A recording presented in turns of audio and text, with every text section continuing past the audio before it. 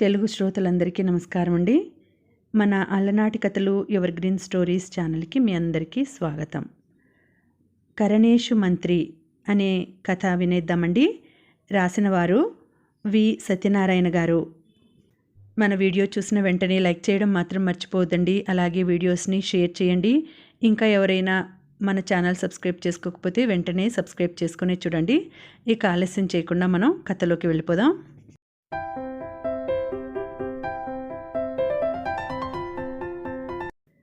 తను ఆ గదిలో ఉన్న సంగతిని గమనించకుండా బయట నుంచి తలుపులకు గడి వేయడంతో మొదట కంగారు పడ్డా తను కోరుకున్నది కూడా అదే కాబట్టి గట్టిగా ఊపిరి పీల్చుకుంది సౌజన్య.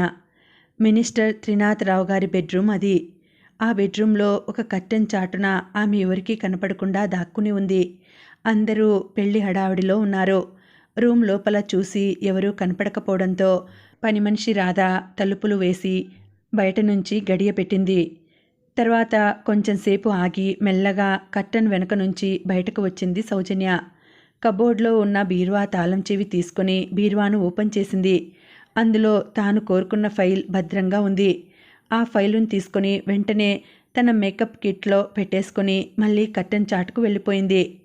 తను ప్రారంభించిన ఆపరేషన్ క్లైమాక్స్కు వచ్చేసింది. మరికొన్ని గంటల్లో ఆ ఫైల్ తన భర్త ఆకాష్ చేతుల్లోకి వెళ్ళబోతోంది. తమ కష్టాలకు చరమగీతం పాడబోతోంది. తన భర్త కళ్ళల్లో ఆనందాన్ని చూడబోతోంది. ఇదంతా ఆలోచిస్తుంటేనే ఎగ్జైటింగ్గా ఉంది ఆమెకు. ఆ ఆనందంలో తను ఎక్కడ ఉంది, తను అక్కడ నుంచి ఎలా బయటపడాలి అన్న ఆలోచనను మర్చిపోయింది. తాను అప్పుడొక పులిబోన్లో ఉన్నానన్న స్పృహ కూడా ఆమెకు లేదు. మినిస్టర్ గారి బంగ్లాలో గ్రౌండ్ ఫ్లోర్లో మినిస్టర్ గారి క్యాంప్ ఆఫీస్లో కూర్చున్న మినిస్టర్ గారి పిఏ సందీప్ పెళ్లికూతురికి మేకప్ చేయడం కోసం ఫస్ట్ ఫ్లోర్లోకి వెళ్ళిన బ్యూటీ పార్లర్ సౌజన్య ఇంకా కిందికి దిగి రాకపోవడం గమనించాడు. మినిస్టర్ గారి అమ్మాయి చైతన్య పెళ్లికూతురి వేషధారణతో కిందికి వచ్చేసింది. ఆమెతో పాటు ముత్తైదువులు, బంధువులు, పెళ్లి పెద్దలు, మినిస్టర్ గారి భార్యతో సహా అందరూ కిందికి వచ్చేశారు. ఒక్క సౌజన్య తప్ప. సందీప్కు అనుమానం వచ్చింది. పైన సౌజన్య ఒక్కతే ఏం చేస్తోంది అని మనసులో అనుకున్నాడు. పెళ్లికూతురి మేకప్ కోసం సౌజన్యను రికమెండ్ చేసింది సందీపే. ఏమైనా తేడా వస్తే అతనికే చెడ్డ పేరు వస్తుంది. అందుకే టెన్షన్ పడుతున్నాడు. మళ్ళీ తనకు తానే ధైర్యం చెప్పుకుంటున్నాడు. సౌజన్య విషయంలో అనుమానపడాల్సిన అవసరం లేదని తనకు తానే సర్ది చెప్పుకుంటున్నాడు. సౌజన్య, సందీప్లు ఇద్దరూ చిన్నప్పటి నుండి డిగ్రీ వరకు కలిసి చదువుకున్నవారే. వాళ్ళిద్దరి ఇల్లు పక్కపక్కనే ఉండేవి. అంతేకాదు ఆ రోజుల్లో సౌజన్య అంటే విపరీతమైన ఆరాధనా భావం కూడా సందీప్లో ఉండేది. చదువుకునే రోజుల్లో సౌజన్యకు ఫ్యాన్ ఫాలోయింగ్ ఒక రేంజ్లో ఉండేది. అందరి కళ్ళు సౌజన్య కోసం కాలేజ్ గేటు దగ్గర కాపలా కాసేవి. ఆ అభిమాన పరమాణువుల్లో సందీప్ కూడా ఒకడు. ఒకసారి సౌజన్యకు డైరెక్ట్గా ఐ లవ్ యూ అని చెప్పేసి ఆమె కాదనడంతో సూసైడ్ అటెంప్ట్ కూడా చేశాడు. సౌజన్య మీద అంత ప్రేమ ఉండేది సందీప్కి. గడసరి కాలం చాలా మాయలు చేస్తుంది, మంత్రాలు వేస్తుంది. కాలగమనంలో సౌజన్య పెళ్లి పోలీస్ ఇన్స్పెక్టర్ ఆకాష్తో జరిగింది. సందీప్ పెళ్లి అతని మేనత్త కూతురు హిమబిందుతో జరిగిపోయింది. హిమబిందు ఒక ప్రముఖ టీవీ న్యూస్ ఛానల్లో రిపోర్టర్గా పనిచేస్తోంది. సౌజన్య ఇంకా కిందికి రాకపోవడంతో తనే స్వయంగా పైకి వెళ్ళి చూద్దామనుకున్నాడు సందీప్. అతని ప్రయత్నాన్ని ఆపుతూ అతని సెల్ ఫోన్ మోగింది. సెల్ ఫోన్ ఆన్సర్ చేశాడు. అవతల నుంచి హిమబిందు మాట్లాడుతోంది. నేను ఇవాళ ఇంటికి వచ్చేసరికి ఆలస్యం అవుతుంది. బషీర్బాగ్ ప్రెస్ క్లబ్లో ఒక ఇంపార్టెంట్ ప్రెస్ మీట్ ఉంది అంది. ఓకే అలాగే కానీ అని కాల్ డిస్కనెక్ట్ చేశాడు. ఏంటో అంత గొప్ప ఇంపార్టెంట్ ప్రెస్ మీట్ అని మనసులో అనుకుని సౌజన్య గుర్తుకు రావడంతో ఫస్ట్ ఫ్లోర్కు ఒకసారి వెళ్ళి సౌజన్య ఎక్కడ ఉందో చూసి వద్దాం అనుకున్నాడు. ఆకాష్ తన ఇంట్లో అసహనంగా తిరుగుతున్నాడు. సౌజన్య సాహసం అతనికి ముచ్చెమటలు పట్టిస్తోంది. సౌజన్య ఎప్పుడూ అంతే. తన కోసం ఎలాంటి సాహసమైనా చేసేస్తుంది, ఎలాంటి మంత్రాంగమైనా నడిపిస్తుంది. ఆమె తన విషయంలో సైనేషు రంభ, భోజ్యేషు మాత మాత్రమే కాదు, కరణేషు మంత్రి కూడా. ఆకాష్ సౌజన్య గురించే ఆలోచిస్తున్నాడు. తన జీవితంలోకి సౌజన్య వచ్చిన తొలి రోజుల్ని గుర్తుకు తెచ్చుకున్నాడు ఆకాష్. మొదట్లో పోలీస్ ఇన్స్పెక్టర్ సంబంధం అంటేనే భయపడిపోతున్న అమ్మాయిల తల్లిదండ్రులు తారసపడితే నవ్వుకున్నాడు ఆకాష్. ఒక్కోసారి సంబంధం ఇష్టపడి పెళ్లి చూపుల దాకా వచ్చాక ఆ అమ్మాయిలు ఆకాష్కు నచ్చేవారు కాదు. తనకు తగ్గ అమ్మాయి ఎప్పుడు దొరుకుతుందా అని ఆతృతగా ఎదురు చూస్తున్న ఆకాష్కు ఎట్టకేలకు ఎప్పట్లాగే తను వెళ్ళిన ఒక పెళ్లి చూపులలోనే సౌజన్య తారసపడింది. సాహసోపేతమైన ఆలోచన విధానం, మంచితనం, క్రమశిక్షణలు మూర్తీభవించిన సౌజన్య అతనికి మొదటి చూపులోనే నచ్చింది. నాజూకైన నడుము, చురుకైన కళ్ళు, కోటేరు లాంటి ముక్కు, ఎప్పుడూ నవ్వుతూ ఉండే తడి ఆరని లేత పెదవులతో సౌజన్య అతని మనసును కట్టిపడేసింది. అందరి అమ్మాయిల్లా కాకుండా సౌజన్య ఆలోచనలు విభిన్నంగా ఉన్నాయి. సాఫ్ట్వేర్ ఇంజనీర్లను, కార్పొరేట్ బిజినెస్ మ్యాన్లను కోరుకుంటున్న తన తోటి అమ్మాయిలకు భిన్నంగా ఆమె ఆలోచించింది. దేశం లోపలి శాంతి భద్రతలను కాపాడే పోలీస్ ఆఫీసర్ కానీ, లేదా దేశ సరిహద్దుల్లో రక్షణ చేసే ఆర్మీ ఆఫీసర్ కానీ తనకు భర్తగా రావాలని ఆమె కోరుకుంది. మగవారికి ఆకర్షణ వారిలో ఉండే పౌరుషమే, వారిలో ఉండే సాహసమే అని సౌజన్య భావన.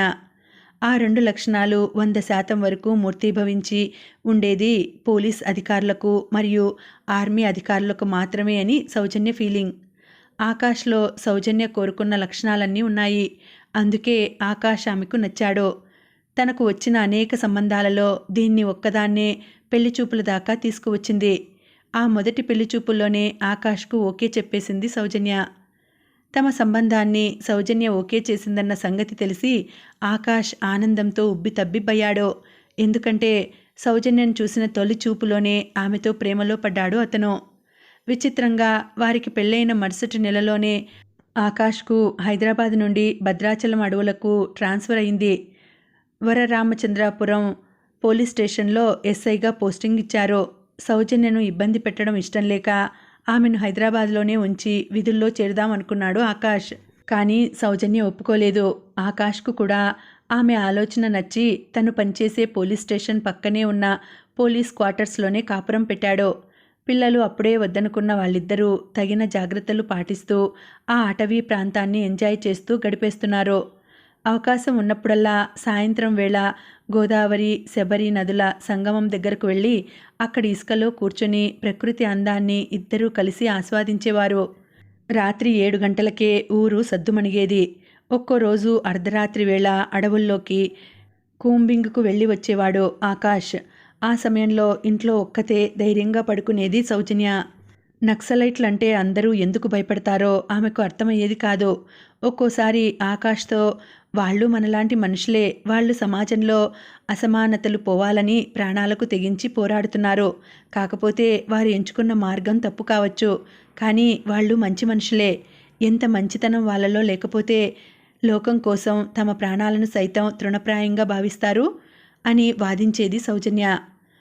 మంచితనాలైనా త్యాగాలైనా ఏమైనా అవన్నీ మన రాజ్యాంగ పరిధిలోనే ఉండాలి. చట్టాన్ని అతిక్రమించడం నేరం అనేవాడు ఆకాష్. ఏది ఏమైనా సమాజం బాగు కోసం ఆలోచిస్తూ విప్లవ బాటను పట్టిన వారిని ప్రభుత్వం చొరవ తీసుకొని చర్చలకు పిలిస్తే బాగుంటుంది కదా అనేది సౌజన్య.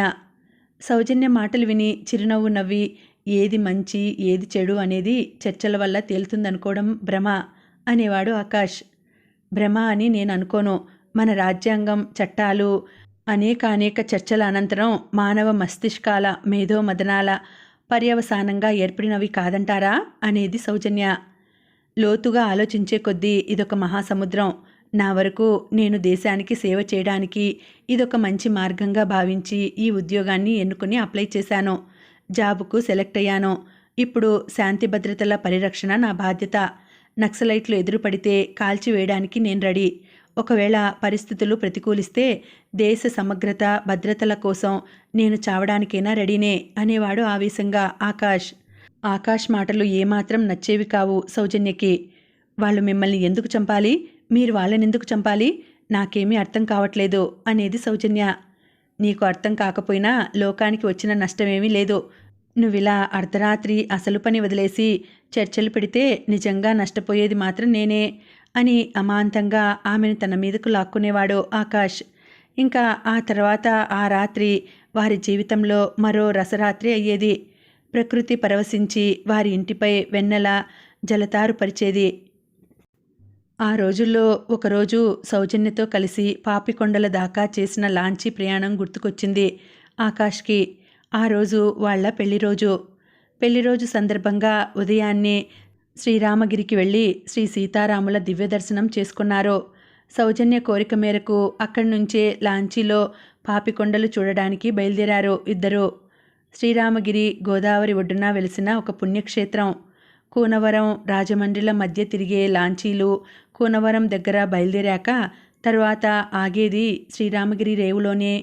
ఆ ప్రాంతంలో పోలీసు ఉద్యోగం అంటే రిస్కుతో కూడిందే. ఆ విషయం ఆకాష్కు బాగా తెలుసు. అయినప్పటికీ వారి ఏకాంతానికి భంగంగా ఉంటుందని తోడుగా రక్షణగా వస్తామన్న కానిస్టేబుళ్ళని కూడా వద్దని చెప్పి ఇద్దరే బయలుదేరారు.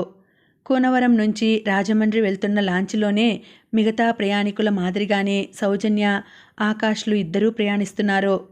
ఆకాష్ కావాలనుకుంటే పోలీస్ ఎస్కార్ట్తో సహా ప్రత్యేక లాంచీనే ఏర్పాటు చేసుకోవచ్చు. కానీ స్థానిక ప్రయాణికులతో కలిసి ప్రయాణించిన అనుభూతి ఉండదు. ఆ దంపతులకు అలా ప్రయాణించడమే ఇష్టం. ప్రయాణం మధ్యలో ఒకసారి లాంచీ యజమాని చిట్టిబాబు వచ్చి ఆకాష్ను పలకరించి వెళ్ళాడు. తర్వాత లాంచీ క్యాంటీన్లో తయారు చేసిన కాఫీ కూడా పంపించాడు.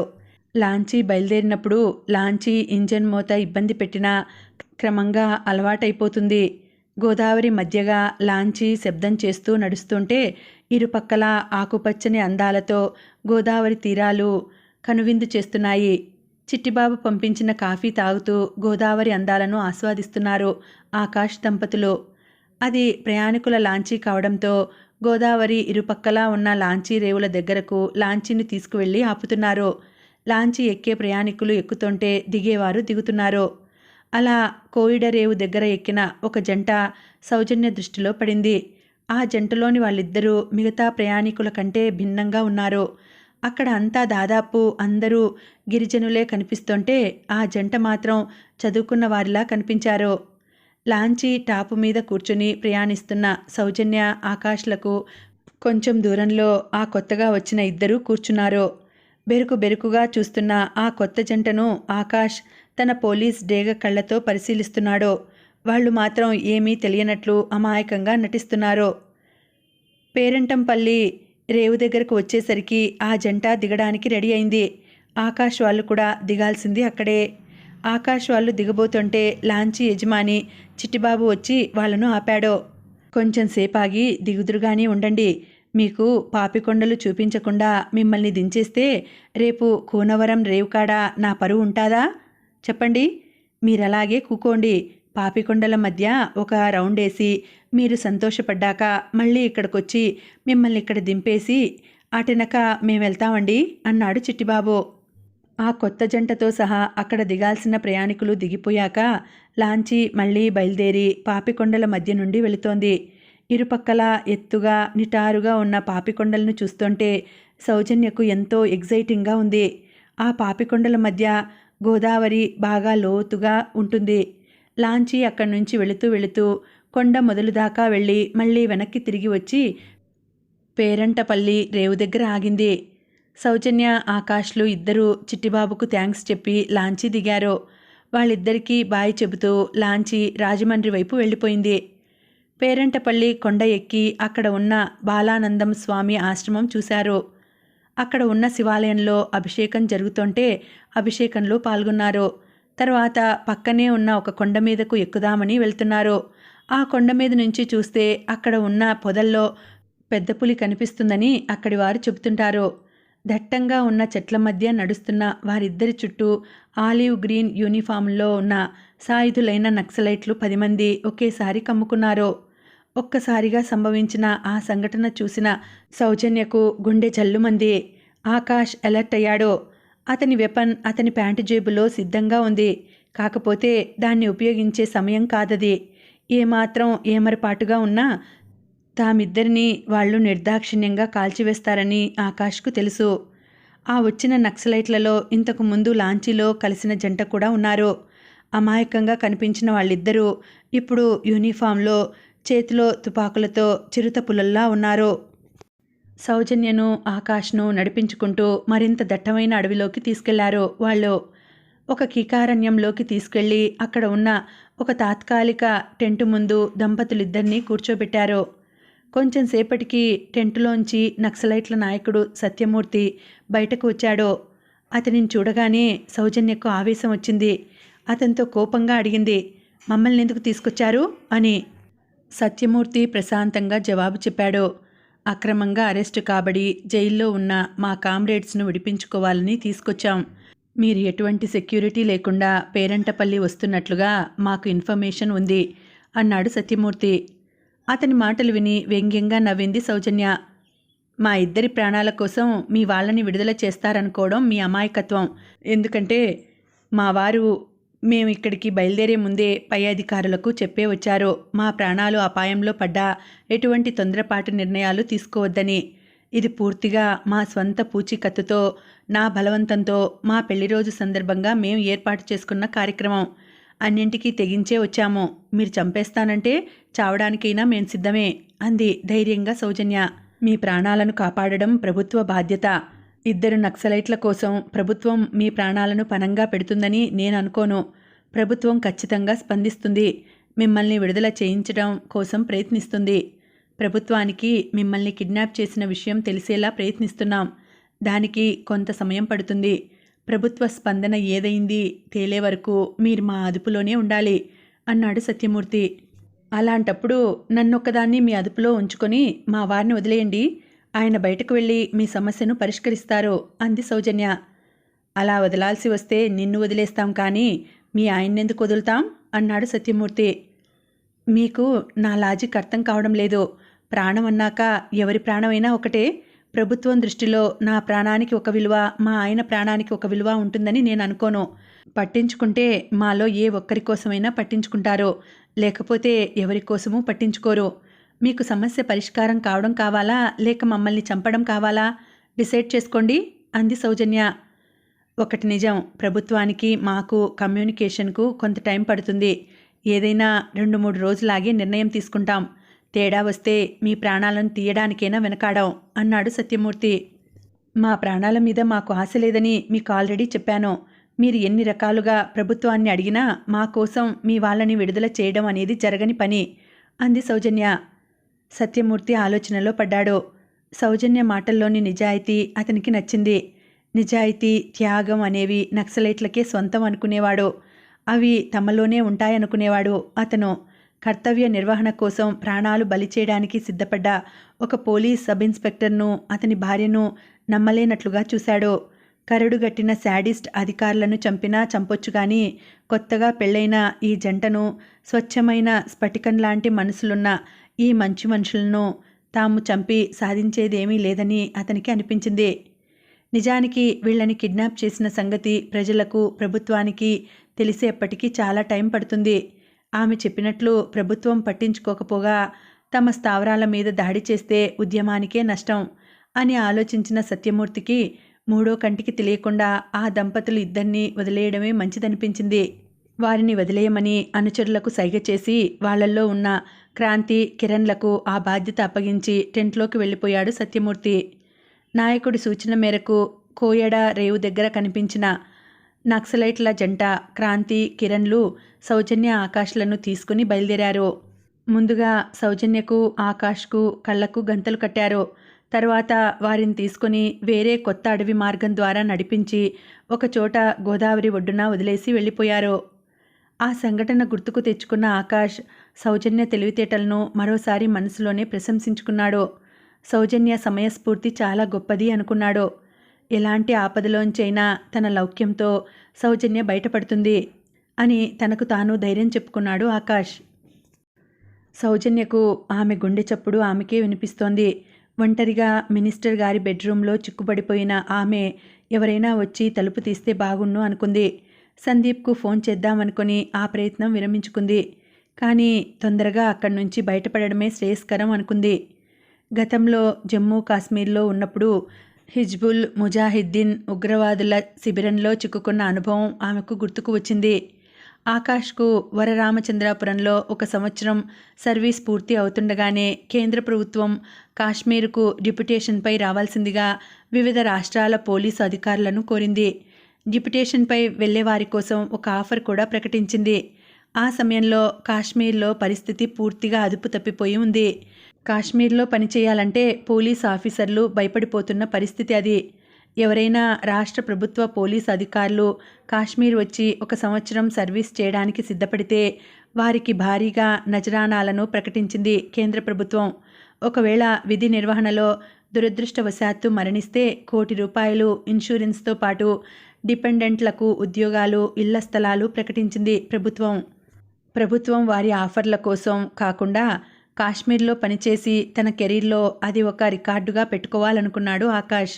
పైగా సంవత్సరం పాటు కాశ్మీర్లో పనిచేసి వస్తే మిగతా సర్వీస్ అంతా కోరుకున్న ప్లేస్లోనే పోస్టింగ్ ఇస్తామనడం ఆకాష్కు నచ్చింది. 1 సంవత్సరం కాశ్మీర్లో పనిచేసి వస్తే మిగతా సర్వీస్ అంతా హైదరాబాద్లో గడిపేయొచ్చు అనుకున్నాడు. అందుకే కాశ్మీర్ వెళ్ళాలని నిర్ణయించుకున్నాడు ఆకాష్. అతని నిర్ణయాన్ని స్వాగతించిన సౌజన్య అతనితో పాటు తను కూడా కాశ్మీర్ వెళ్ళాలని నిర్ణయించుకుంది. పుల్వామా జిల్లా హెడ్ క్వార్టర్స్ అయిన పుల్వామా టౌన్లోనే పోస్టింగ్ ఇచ్చారు ఆకాష్కు. వాళ్ళు అద్దెకు ఉంటున్న ఇల్లు పంజాబీలది. ఇంటి ఓనర్లైన చరణ్ ప్రీత్ సింగ్ కత్రియానాలకు ఒక్కతే కూతురు, పేరు తవ్లీన్ భర్త గుర్విందర్ కాశ్మీర్ ఉగ్రవాదుల చేతుల్లో అమానుషంగా చంపబడ్డాడు. అప్పటినుంచి ఆమె పుట్టింట్లోనే ఉంటోంది. సౌజన్య, తవ్లీన్లు ఇద్దరూ సొంత అక్క చెల్లెళ్ళలా కలిసిపోయారు. ఒకరి అనుభవాలను ఒకరు కలబోసుకున్నారు. ఎవడికి వాడు తాము చేసేదే కరెక్ట్ అనుకుంటారు. మనల్ని, పాకిస్తాన్ని విడగొట్టి స్వాతంత్ర్యాన్ని ఇచ్చిన బ్రిటిష్ వాడు కాశ్మీర్ కుంపటి రాజేసిపోయాడు. పాకిస్తాన్ ఆధీనంలో ఉన్న కాశ్మీరును పాక్ ఆక్రమిత కాశ్మీర్ అని మనం అంటాం. ఇప్పుడు మనం ఉంటున్న ఈ ప్రాంతాన్ని భారత్ ఆక్రమిత కాశ్మీర్ అని పాకిస్తాన్ వాళ్ళు చెప్పుకుంటారు. ఈ ప్రాంతాన్ని ఆక్రమించుకోవడం కోసం ఒక పక్క పాకిస్తాన్ సైన్యం ప్రయత్నిస్తుంటే జిహాదీల పేరుతో లష్కరే తోయిబా, హిజ్బుల్ ముజాహిద్దీన్, జైషే మహమ్మద్ వంటి పాక్ ప్రేరేపిత ఉగ్రవాద సంస్థలు పౌరుల జీవితాలతో ఆటలాడుకుంటున్నాయి. వాళ్ళు ఈ ప్రాంతంలో ఇప్పటి వరకు కనీసం ఇంటికి ఒకరినైనా పొట్టన పెట్టుకుని ఉంటారు అనేది తవ్లీన్. నిజాయితీ లేని రాజకీయాల వల్ల కూడా ఈ పరిస్థితి మనకు దాపురించింది. ఉగ్రవాదుల వ్యవహారం మన వైపు నుంచి చూస్తే తప్పుగానే కనిపిస్తుంది. కానీ తాము నమ్మిన మతం కోసం, సిద్ధాంతం కోసం కుటుంబాలను కాదని ప్రాణాలకు తెగించి కాశ్మీర్ లోయలో పోరాటాలు చేస్తున్న ఆ జిహాదీల సాహసం పాకిస్తాన్ ప్రేమికులకు మాత్రం అపురూపంగా కనిపిస్తుంది కదా అనేది సౌజన్య మాటలకు విస్తుపోతూ చూసేది తవ్లీన్. కానీ మనం మనలాగే ఆలోచించాలి, పాకిస్తాన్ వైపు నుంచి ఎందుకు ఆలోచించాలి అని నవ్వేసేది తవ్లీన్. ఎక్కడో హైదరాబాద్ నుంచి తమ ప్రాణాలను కాపాడడానికి వచ్చిన ఆకాష్ పట్ల ఎంతో అభిమానం, ఇష్టం పెరిగాయి తవ్లీన్లో. ఎప్పుడూ సౌజన్యతోనే ఉంటూ ఉద్యోగ నిర్వహణలో ఆకాష్ చవి చూస్తున్న రోజువారీ అనుభవాలను సౌజన్య మాటల్లో విని ఎగ్జైట్ అయ్యేది. ఆకాష్ జాయిన్ అయిన మొదటి వారంలోనే గొప్ప ఆపద నుంచి బయటపడటమే కాకుండా 6 ఉగ్రవాదులను ప్రాణాలతో పట్టుకున్నాడు. ఇలాంటి సందర్భాల్లో తెలివిగా ప్రవర్తించడం ఆకాష్ అలవాటు. అందరిలా అతనికి 2 కళ్ళే ఉన్నా 1000 కళ్ళతో పరిసరాలను గమనించగలడు. పుల్వామా అవంతిపుర రోడ్డు మొదలలో ఉన్న షాహీద్ పార్కులో ఉగ్రవాదులు ఉన్నారన్న సమాచారం అందడంతో తన కానిస్టేబుల్స్ 4 తీసుకుని జీప్లో బయలుదేరాడు ఆకాష్ ప్రయాణిస్తున్న జీపుకి దారిలో ఉన్న హిలాల్ బేకర్స్ వెనక నుంచి కాల్పులు జరగడంతో ఎలర్ట్ అయ్యి జీపును శ్రీనగర్ రోడ్డును దాటించాడు. రోడ్డు దాటి పక్కనే ఉన్న Apna Bazar complex compound wall వెనుక జీపును ఉంచి అందరినీ ఫైరింగ్ పొజిషన్లో పడుకోబెట్టాడు. నిజానికి షాహీద్ పార్కులో ఉగ్రవాదులు ఉన్నారని మిస్గైడ్ చేసి దారిలో ఏదో ఒక చోట వెనుక నుంచి దొంగదెబ్బ తీద్దామనుకున్న దుండగుల ఎత్తుగడను ముందే గుర్తించిన ఆకాష్ భద్రతా దళాల సహకారంతో మరో 2 జీపులను అప్పటికే శ్రీనగర్ రోడ్డు మీద రెడీగా ఉంచాడు. కాశ్మీర్లో పోలీసులు, దేశ సరిహద్దు భద్రతా దళాలు కలిసి పనిచేస్తారు. భద్రతా దళ కమాండర్ అరవింద్ తెలుగువాడే. ఆకాష్, అరవిందులు ఇద్దరూ మూడో కంటికి తెలియకుండా పథకాలు రచించి ఉగ్రవాదుల అంతు చూస్తారు. ఆకాష్ టీంను తరుముతూ అప్నా బజార్ కాంప్లెక్స్ దాకా వచ్చేసిన లష్కరే తోయిబా ఉగ్రవాదులను అత్యంత చాకచక్యంగా వెనుక నుంచి వచ్చిన అరవింద్ బృందం భద్రతా సిబ్బంది పట్టేసుకున్నారు. ఇరువైపులా ప్రాణనష్టం జరగకుండా ఏకంగా 6 అదుపులోకి తీసుకోవడం పుల్వామా చరిత్రలో ఇదే మొదటిసారి. సమయస్ఫూర్తితో ఆకాష్, అరవిందులు అనుసరించిన వ్యూహాన్ని పోలీసు ఉన్నతాధికారులు ప్రశంసించారు. తవ్లీన్ను సౌజన్యను తీసుకుని ఒక ఆదివారం అవంతిపుర బయలుదేరాడు ఆకాష్. అరవింద్ ఉంటే అరవింద్ కూడా వాళ్ళతో వెళ్ళేవాడే. 30 ఏళ్ల వయసు వచ్చినా పెళ్లి చేసుకోకుండా అవివాహితుడిగానే ఉండిపోయాడు అరవింద్. తను ప్రేమించిన అమ్మాయికి పెళ్ళైపోవడంతో దేశాన్ని ప్రేమించడం కోసం అలా అవివాహితుడిగా మిగిలిపోయాడు. ఢిల్లీలో ఏదో అర్జెంట్ మీటింగ్ ఉండడంతో ఢిల్లీ వెళ్ళాడు. పుల్వామాకు 25 కిలోమీటర్ల దూరంలో ఉన్న అవంతిపుర ఒక చక్కని పర్యాటక ప్రదేశం. అక్కడ శివకేశవులకు దేవాలయాలు ఉన్నాయి. శివ అవంతీశ్వర, అవంతి స్వామి, విష్ణు దేవాలయాలను 9వ శతాబ్దంలో అవంతి వర్మ అనే రాజు నిర్మించాడు. ప్రస్తుతం దేవాలయాలు శిథిలావస్థలో ఉన్నాయి. దేవాలయాలు శిథిలావస్థలో ఉన్నప్పటికీ, విగ్రహాల రూపాలు మారినప్పటికీ వాటిని ఆసక్తి కలవారు వెళ్ళి చూడవచ్చు. నవాబుల ఏలుబడిలో దేవాలయాలు ధ్వంసం కాగా బ్రిటిష్ వారి కాలంలో విగ్రహాలు లండన్కు తరలించబడ్డాయి. పుల్వామా పక్కనే ఉన్న తవ్లీన్ ఎప్పుడూ అవంతిపురం రాలేదు. నిత్యం టెన్షన్తో ఉండేవారికి పర్యటనలు అనేది కలలో మాట.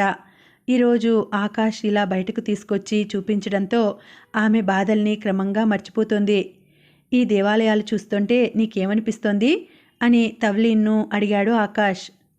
నా పేరు తవ్లీన్, అంటే అర్థం తెలుసా అని చిలిపిగా నవ్వుతూ ఆకాష్ను అడిగింది తవ్లీన్. నాకు పంజాబీ రాదుగా, వస్తే ఎప్పుడో చెప్పేసేవాడిని అన్నాడు నవ్వుతూ ఆకాష్.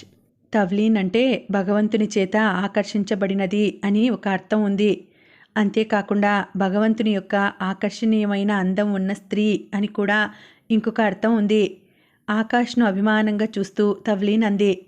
ఓహ్, చాలా గొప్ప అర్థం అన్నాడు ఆకాష్ అభినందనగా. అర్థం గొప్పగా ఉంది, కాకపోతే మనం ఇలా అర్థాలు చెప్పుకుంటూ కూర్చుంటే అర్థం చేసుకున్న లష్కరే తోయిబా వాళ్ళో, హిజ్బుల్ ముజాహిద్దీన్ వాళ్ళో, జైషే మహమ్మద్ వాళ్ళో వచ్చి వాళ్ళ తుపాకులతో అర్థాలు చెబుతారు అంది వాళ్ళను అలర్ట్ చేస్తూ సౌజన్య. ఆమె అలా అంటున్నప్పుడే 4 భారీ దేహాలతో పొడుగ్గా ఉన్న ఉగ్రవాదులు అక్కడ ఉన్న గోడ చాటు నుండి కాల్పులు ప్రారంభించారు. ఆకాష్ వెంటనే అలర్ట్ అయ్యి ఆడవాళ్ళిద్దరినీ గోడ పక్కకు జరిపి తన దగ్గర రెడీగా ఉన్న వెపన్తో కాల్పులు జరిపాడు. గోడకు ఒకవైపు చివరకు కాల్పులు జరుపుతూ వెళ్తున్న ఆకాష్ అవతల నుంచి కాల్పులు ఆగిపోవడంతో బయటకు వచ్చి చూశాడు. అక్కడ ఎవరూ లేకపోవడంతో మరింత ముందుకు వెళ్ళి ఇంతకు ముందు వాళ్ళు కాల్పులు జరిపిన ప్రదేశం దగ్గరకు వెళ్ళి చూశాడు. అక్కడ ఖాళీ తుటాలు తప్పించి ఏమీ కనపడలేదు. సడన్గా ఏదో గుర్తుకు వచ్చినట్లు ఇందాక సౌజన్యను తవ్లీన్ను దాచిన ప్రదేశానికి వచ్చి చూశాడు. ఆశ్చర్యం, అక్కడ వాళ్ళిద్దరూ లేరు. ఇంతలో ఆడవాళ్ల పెడబొబ్బలు, జీపు ఇంజన్ చప్పుడు వినిపిస్తే అటు చూశాడు. పక్కన చెట్ల మధ్య నుంచి దూసుకుపోతున్న ఒక జీపులో ఆడవాళ్ళనిద్దరినీ తీసుకొని పారిపోతున్న టెర్రరిస్టులు కనిపించారు. వెంటనే కర్తవ్యం గుర్తుకు వచ్చి తన జీప్ దగ్గరకు పరిగెత్తి స్టార్ట్ చేసి వాళ్ళ వెంట పడ్డాడు ఆకాష్. తవ్లీన్ గతంలో కాశ్మీరీ ఉగ్రవాదుల గురించి విని ఉంది. స్త్రీలపై అత్యాచారాలు చేస్తారని, అమానుషంగా ప్రవర్తిస్తారని ఆమె అవగాహన. కానీ అందుకు భిన్నంగా వాళ్ళని కిడ్నాప్ చేసిన హిజ్బుల్ ముజాహిద్దీన్ టెర్రరిస్టులు వారిని ఏమీ చేయకుండా ఒక పాడుబడిన భవనంలో కట్టిపడేశారు. సౌజన్యను తవ్లీన్ను కిడ్నాప్ చేసి తీసుకువెళ్తున్న వారి వెంట ఆకాష్ ఫాలో అయినా ఆకాష్ కన్నుగప్పి వాళ్ళు అడవిలోకి వెళ్ళిపోయారు.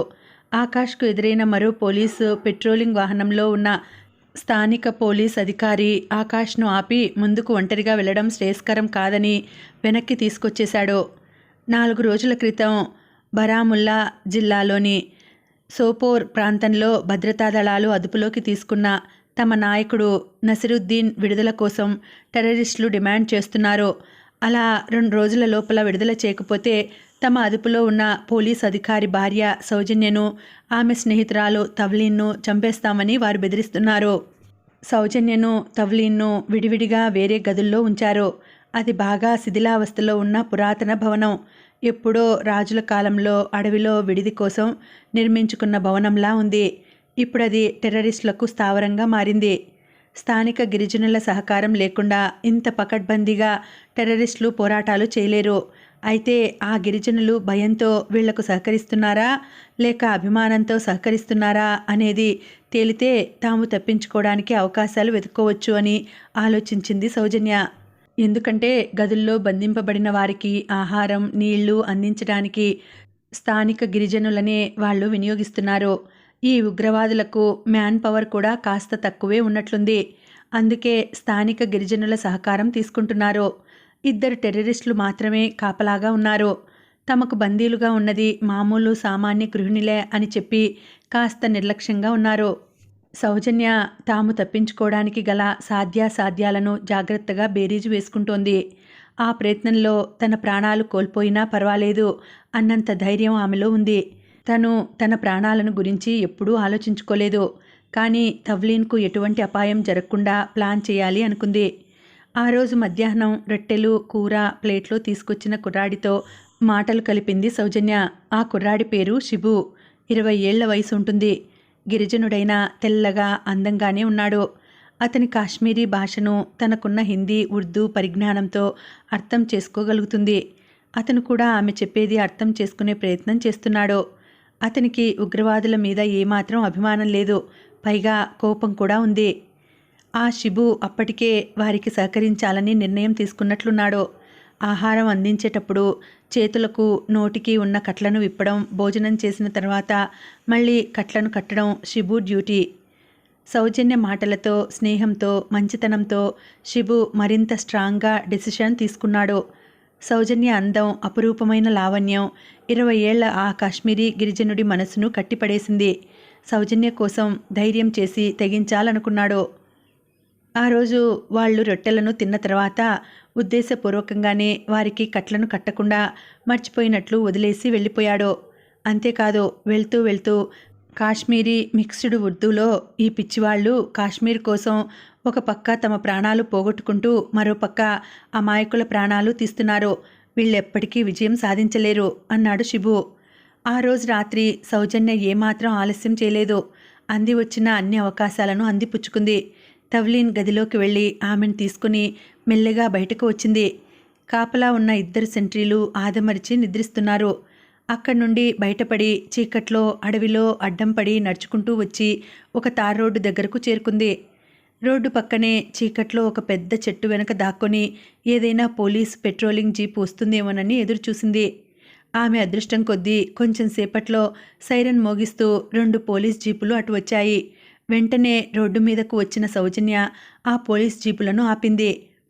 విశేషంగా ఒక జీపులో ఆకాష్, మరొక జీపులో అరవింద్ ఉండడంతో తన కళ్ళను తానే నమ్మలేకపోయింది. అయితే వాళ్ల సంతోషం ఎంతసేపు నిలవలేదు. సౌజన్య వాళ్ళు మిస్ అయిన విషయాన్ని గమనించిన సెంట్రీలు 2 అక్కడకు చేరుకుని చెట్ల వెనక నుంచి కాల్పులు ప్రారంభించారు. తవ్లీన్ కంగారులో రోడ్డుకు తట్టుకొని పడబోయింది. ఆమెను వెంటనే ఆకాష్ పట్టుకున్నాడు. ఈ లోపల అరవింద్ వచ్చి సౌజన్యను తీసుకుని వెళ్ళి తన జీపులో కూర్చోపెట్టాడు. తవ్లీన్ను కూడా జీపు ఎక్కిద్దామనుకునే లోపే సెంట్రీలు కాల్చిన తుపాకీ తూటాలు తవ్లీన్ వీపులోకి దూసుకుపోయాయి. ఆ హఠాత్ పరిణామానికి తట్టుకోలేక ఒక్క ఉదుటున ఆకాష్ గుండెల మీద వాలిపోయింది తవ్లీన్. కొన ఊపిరితో ఉన్న ఆమెను జీపులో ఎక్కిద్దామని ప్రయత్నిస్తుంటే మరో 2 తూటాలు ఆకాష్ ముఖం పక్క నుంచి దూసుకుంటూ వెళ్ళాయి.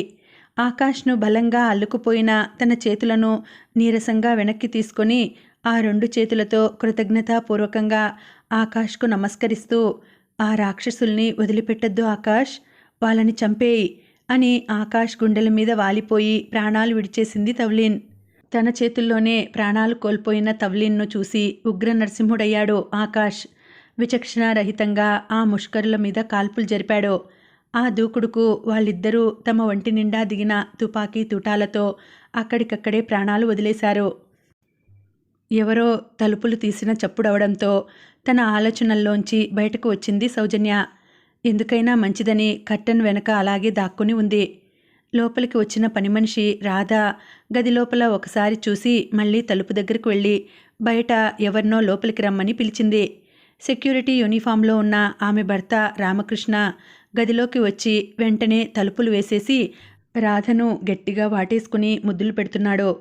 వీళ్ళిద్దరి శృంగారానికి మినిస్టర్ గారి బెడ్రూమ్ కావాల్సి వచ్చిందా అనుకుంది సౌజన్య. ఇప్పుడు వీళ్ళిద్దరి బ్లూ ఫిల్మ్ చూడాలా ఏంటి అని దడుచుకుంది. వీళ్ళు ఏ చావైనా చావని, నేను మటుకు ఎలాగైనా అర్జెంటుగా బయటపడాలి అనుకుంది సౌజన్య. ఈ లోపల తలుపు చప్పుడవడంతో రాధ మీదికి చేస్తున్న ఉపక్రమణ, ఆక్రమణ కొంచెం ఆపి తలుపులు తీసి అవతల నిల్చున్న మినిస్టర్ గారి పిఏ సందీప్ను చూసి బిగుసుకుపోయాడు రామకృష్ణ. మినిస్టర్ గారమ్మాయి చైతన్యకు మేకప్ చేయడానికి వచ్చిన బ్యూటీషియన్ సౌజన్య బయటకు వెళ్ళడం నేను చూడలేదు. పైనే ఉండిపోయిందా లేక వెళ్ళిపోయిందా తెలియడం లేదు. ఒకసారి వెతకండి అన్నాడు సందీప్. వెతకడానికన్నట్లు రామకృష్ణ మెల్లగా బయటకు అడిగేసి వరండాలోకి వెళ్ళిపోయాడు. అతని వెనకే రాధ కూడా బయటకు వెళ్ళిపోయింది. వాళ్ళిద్దరినీ విస్తుపోతూ చూసిన సందీప్ కట్టెన్ వెనుక ఉన్న సౌజన్యను గమనించి భయపడిపోయాడు. తన కంగారును అంచుకుంటూ, ఇదేంటి సౌజన్య, ఏం జరిగింది అన్నాడు. ఆమె చేత్తో అతని నోరును మూసేసి, నన్ను బయటకు తీసుకెళ్లే మార్గం ఆలోచించు అంది తగ్గు స్వరంతో. సౌజన్య అలా అడగగానే ఆమె ఏదో సమస్యలో పడిందనిపించింది సందీప్కి. ముందు ఆమెను అక్కడి నుంచి తీసుకెళ్లి విషయం తర్వాత తెలుసుకుందాం అనుకున్నాడు. ఆమెను తీసుకుని గది బయటకు వచ్చి వరండాలో వడివడిగా నడుస్తున్నాడు. గబగబా భయంగా కంగారుగా నడుచుకుంటూ వచ్చి తన బైక్ మీద సౌజన్యతో కలిసి వెళ్ళిపోతున్న సందీప్ మీద ఎందుకో అనుమానం వచ్చింది సెక్యూరిటీ రామకృష్ణకు. ఎందుకైనా మంచిదని తన పై అధికారికి ఫోన్ చేసి విషయం చెప్పేశాడు రామకృష్ణ. మినిస్టర్ ఇంటి నుంచి security guard Ramakrishna phone call receive చేసుకున్న సెక్యూరిటీ అధికారి వెంకటేశ్వరరావు అలర్ట్ అయ్యాడు. మినిస్టర్ గారి వైపు చూశాడు. అతను తన కూతురి పెళ్లిలో తలంబ్రాల ఘట్టంలో ఎగ్జైటింగ్గా ఉన్నాడు. మినిస్టర్ గారి పక్కన కొంచెం దూరంలో ఉండి తన చెల్లి పెళ్లిని చూస్తున్న మినిస్టర్ కొడుకు రాఘవేంద్ర దగ్గరకు వెళ్ళి విషయం చెప్పాడు వెంకటేశ్వరరావు. రాఘవేంద్ర ఒక్క క్షణం షాక్కు గురయ్యాడు. బ్యూటీ పార్లర్ వ్యక్తికి సందీప్కు సంబంధం ఏమిటి? ఈ సమయం దాకా వాళ్ళు తమ ఇంట్లో ఎందుకు ఉన్నారు? ఎందుకు భయంగా వెళ్ళిపోతున్నారు అని ఆలోచించిన రాఘవేంద్ర తన మొబైల్లో ఉన్న సీసీ కెమెరాల అవుట్పుట్ చూశాడు. సంథింగ్ ఈజ్ గోయింగ్ ఆన్ అని అనుకున్నాడు. వెంకటేశ్వరరావు వైపు తిరిగి ఇమీడియట్గా వాళ్ళిద్దరినీ అదుపులోకి తీసుకోండి అని చెప్పి తన తండ్రి దగ్గరకు వెళ్ళి అతన్ని పక్కకు పిలిచి విషయం చెప్పాడు. మినిస్టర్ త్రినాథరావు మొహంలో రంగులు మారాయి. డీజీపీకి ఫోన్ చేసి అలర్ట్ చేశాడు. జూబ్లీహిల్స్లో ఉన్న మినిస్టర్ ఇంటి నుంచి వనస్థలిపురంలో ఉన్న సౌజన్య ఇంటికి చేరుకోవడానికి గంటకు పైగా సమయం పడుతుంది. ఇంటికి చేరుకున్న మినిస్టర్ మనుషులు, పోలీసులు తన దగ్గర ఉన్న ఫైల్ను హస్తగతం చేసుకోకుండా ఆగరు. హిమబిందు ఇప్పుడు ఎక్కడ ఉంది అని సందీప్ను అడిగింది సౌజన్య. బషీర్బాగ్ ప్రెస్ క్లబ్లో ఉంటానని చెప్పింది అన్నాడు సందీప్. నన్ను బషీర్బాగ్ ప్రెస్ క్లబ్ దగ్గరకు తీసుకెళ్ళు అంది సౌజన్య. ఎందుకు అన్నాడు సందీప్. తర్వాత చెప్తాను, ముందు బషీర్బాగ్ పోనీ అంది సౌజన్య. బండిని బషీర్బాగ్ వైపు మళ్లించి బైక్ మీద స్పీడ్గా వెళుతున్న తమను పోలీసులు వెంబడించడం గమనించాడు సందీప్. మనల్ని పోలీసులు ఎందుకు ఫాలో అవుతున్నారు? అసలేం జరుగుతోంది? బైక్ను పక్క సందులోకి మళ్లించి అన్నాడు సందీప్. చెప్తాను, ముందు మనం ఎక్కడన్నా దాక్కుందాం అంది సౌజన్య. పోలీసు వెహికల్ సైరన్ మోత తమకు దగ్గరవడం గమనించిన సందీప్ లక్డీకా పూల్ సందుల్లోకి బండిని తిప్పాడు. ఆ సందుల్లో కేవలం బండి మాత్రమే వెళ్లే దారి ఉంది. జీపు కానీ కారు కానీ అటు వచ్చే అవకాశం లేదు. కానీ పోలీసులు తమ కారు దిగి పరిగెత్తుకుంటూ వచ్చి వెతికితే దొరికిపోతారు. అందుకే బైక్ను ఒక సందులో వదిలేసి పరిగెత్తుకుంటూ వెళ్ళి ఒక తాళాలు వేసి ఉన్న ఇంటి వెనుక బాత్రూంలో దాక్కున్నారు. ఆ స్థలం గోప్యంగా ఉంది. ఎవరూ అక్కడికి వచ్చే ఛాన్సే లేదు. సన్నగా చిన్నగా ఉన్న ఆ బాత్రూంలో వాళ్ళిద్దరూ ఒకరికొకరు తగులుతూ నిల్చోవాల్సి వచ్చింది. ఆకాష్ మొబైల్కు ఫోన్ చేసి తాము ఎక్కడ ఉంది చెప్పింది సౌజన్య. ఎలాగైనా బషీర్బాగ్ ప్రెస్ క్లబ్ దగ్గరకు రమ్మని చెప్పింది. కొంచెం కుదుట పడ్డాక సందీప్కు అసలు విషయం చెప్పడం ప్రారంభించింది. జమ్మూ కాశ్మీర్లో సంవత్సరం పాటు డిప్యుటేషన్ పూర్తి చేసుకున్నాక ఆకాష్కు హైదరాబాద్లో సర్కిల్ ఇన్స్పెక్టర్ ప్రమోషన్తో పాటు ఎల్బీ నగర్లో పోస్టింగ్ ఇచ్చారు. ప్రశాంతంగా వనస్థలిపురంలో ఉన్న తన ఇంటి నుంచి ఎల్బీ నగర్ పిఎస్కు వెళ్ళి విధిని నిర్వహిస్తున్నాడు ఆకాష్. ఒకరోజు డ్యూటీలో ఉండగా చింతలకుంట కల్వర్టు దగ్గర ఒక యువతి మృతదేహం ఉన్నట్లుగా తెలిసి అక్కడికి వెళ్ళాడు ఆకాష్. ఆ యువతి ఒంటి మీద దుస్తులు చినిగిపోయి ఉన్నాయి. ఆమె ఒంటి నిండా గాయాలు ఉన్నాయి. ఆమెను ఎవరో రేప్ చేసి చంపేశారని వెంటనే అర్థమైంది. పంచనామా పూర్తి చేసి పోస్టుమార్టం కోసం హాస్పిటల్కు మృతదేహాన్ని తరలించారు. అక్కడకు గుండెలవసేలా ఏడుస్తూ పెడబొబ్బలు పెడుతూ వచ్చిన వృద్ధ దంపతులను చూసి షాక్ తిన్నాడు ఆకాష్. వాళ్ళిద్దరూ తనకు చదువు చెప్పిన టీచర్లు రామనాథం, సుమతి దంపతులు అవడంతో వారిని ఓదార్చే ప్రయత్నం చేశాడు. రామనాథం గారు ఏమాత్రం కంట్రోల్ అయ్యే పరిస్థితి కనిపించలేదు. లేక లేక మాకు పెళ్ళైన చాలా సంవత్సరాల తర్వాత పుట్టిన బంగారం బాబు మా అమ్మాయి అనూష. అలాంటి మా అమ్మాయి అనూషను ఇలా చూస్తామని కలలో కూడా అనుకోలేదు బాబు. ఇన్ఫోసిస్లో ఈ మధ్యే జాయిన్ అయింది. మంచి మంచి సంబంధాలు కూడా వస్తున్నాయి. పెళ్లి చేసి ఒక అయ్య చేతిలో పెడదామనుకున్నాను. కానీ దాని బతుకు ఇలా బుగ్గిపాలు చేస్తారనుకోలేదు బాబు అన్నాడు ఏడుస్తూ రామనాథం మాస్టారు. ఆకాష్ అతనిని ఓదార్చుతూ, ఎవరి మీదైనా మీకు అనుమానం ఉందా సార్ అని అడిగాడు. ఉంది బాబు, ఉంది. దాని వెనుక ప్రేమ ప్రేమ అని వెంటపడుతున్న రాకేష్ మీద అనుమానంగా ఉంది. వాడొక్కడే కాదు, వాడి వెనుక పెద్ద గ్యాంగే ఉంది. వాళ్ళందరినీ అరెస్టు చేసి 4 తగిలిస్తే అసలు నిజం బయటకు వస్తుంది అన్నాడు రామనాథం గారు. రాకేష్ను అదుపులోకి తీసుకుని ఇంటరాగేట్ చేస్తుంటే మినిస్టర్ త్రినాథరావు ఇంటి నుంచి ఫోన్ వచ్చింది. రాకేష్ను వదిలేయండి, అతనికేమీ తెలియదు. అసలు దోషులెవరో మాకు తెలుసు. మేమే వాళ్ళను పట్టుకొని మీకు అప్పచెప్తాం. అప్పటిదాకా వేరే కేసులు చూసుకోండి. త్రినాథరావు కొడుకు రాఘవేంద్ర ఫోన్ చేసి ఆకాష్తో చెప్పిన మాటలివి.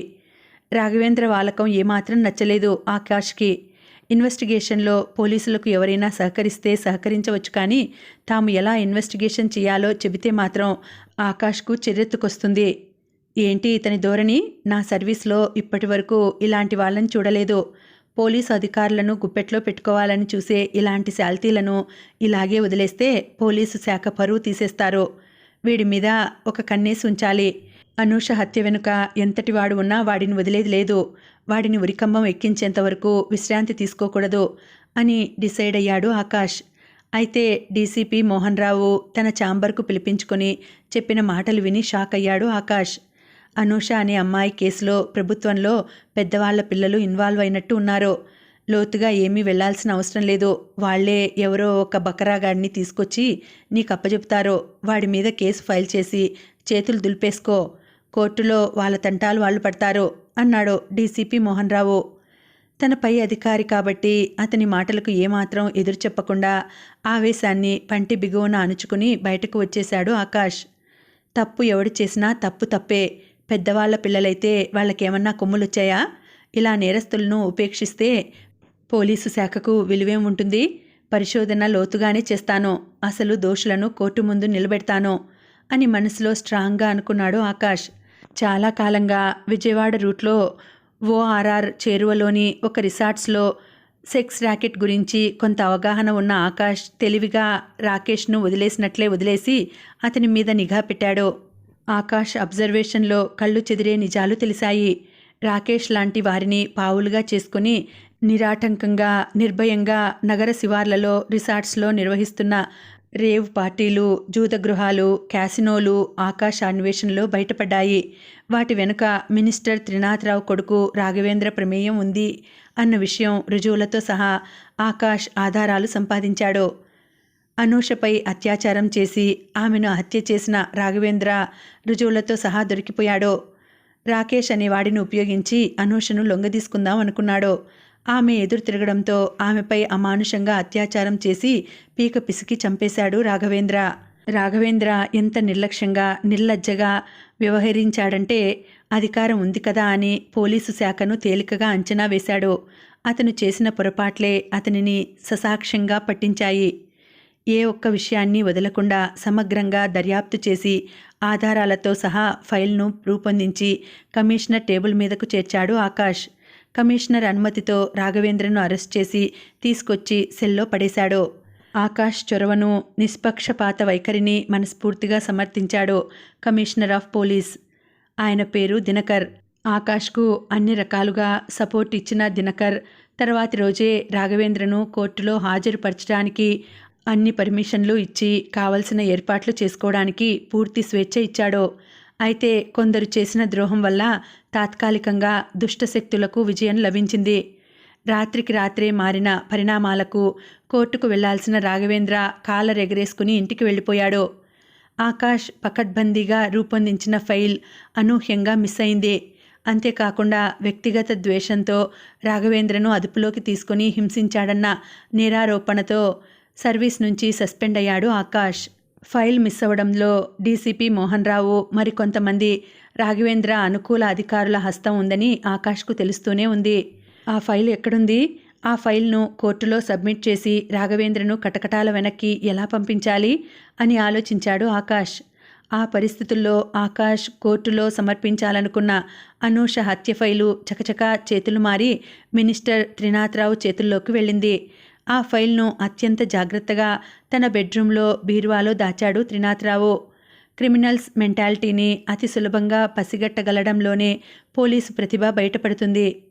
పోలీసు అధికారులకు ఇచ్చే ట్రైనింగ్లో అలాంటి మెలకువలు ఎన్నో నేర్పుతారు. ఆకాష్ లాంటి సునిశిత మేధావులకు ఆ నైపుణ్యాలు 100కు 100% వంటబట్టాయి. మినిస్టర్ త్రినాథరావు దగ్గర తను రూపొందించిన ఫైల్ ఉందన్న సంగతిని సహజమైన తన పోలీస్ బుద్ధితో పసిగట్టాడు ఆకాష్. తను చదువుకునే రోజుల్లో నేర్చుకున్న బ్యూటీషియన్ కోర్సును వృధా చేయడం ఇష్టం లేక వనస్థలిపురంలో తమ ఇంటికి దగ్గరలో ఒక బ్యూటీ పార్లర్ ప్రారంభించింది సౌజన్య. ప్రారంభించిన వేళ విశేషం ఏంటో కానీ సౌజన్య బ్యూటీ పార్లర్ అనతి కాలంలోనే సిటీలో ప్రముఖ బ్యూటీ పార్లర్గా రూపుదాల్చుకుంది. సస్పెండ్ అయ్యి దిగులుగా ఉన్న ఆకాష్కు ధైర్యం చెప్పి అతన్ని ఉత్సాహపరిచేది సౌజన్య. నక్సలైట్ల ఏరియాలో సమర్థవంతంగా పనిచేసిన ఆకాష్, కాశ్మీర్ ఉగ్రవాదులకు సింహస్వప్నం అయిన ఆకాష్, క్షుద్ర రాజకీయ నాయకుల ఎత్తుగడలకు బలి అవ్వడం సౌజన్యకు మింగుడు పడడం లేదు. దుష్టశక్తుల విజయం ఎప్పటికైనా తాత్కాలికమే, అంతిమ విజయం సత్యానిదే అని త్రికరణ శుద్ధిగా నమ్ముతుంది సౌజన్య. ఆకాష్ ఎంతో కష్టపడి పరిశోధించి అసలు దోషులను పట్టుకుంటే డబ్బుకో ప్రమోషన్కో కక్కుర్తిపడిన నీతిమాలిన వారి వల్ల ఆకాష్కు కష్టాలు వచ్చాయి అనుకుంది సౌజన్య. రాజకీయ క్షుద్ర క్షీడ ఎల్లకాలము కొనసాగదు. నీతి తప్పి అనూష లాంటి అమాయకురాలికి అన్యాయం చేసేవారిని చట్టం ఖచ్చితంగా శిక్షిస్తుంది. నిజం నిప్పులాంటిది, దాన్ని గుప్పెట్లో దాద్దామనుకున్న వారి చేతులనే అది కాల్చేస్తుంది అని కసిగా మనసులో భావించింది సౌజన్య.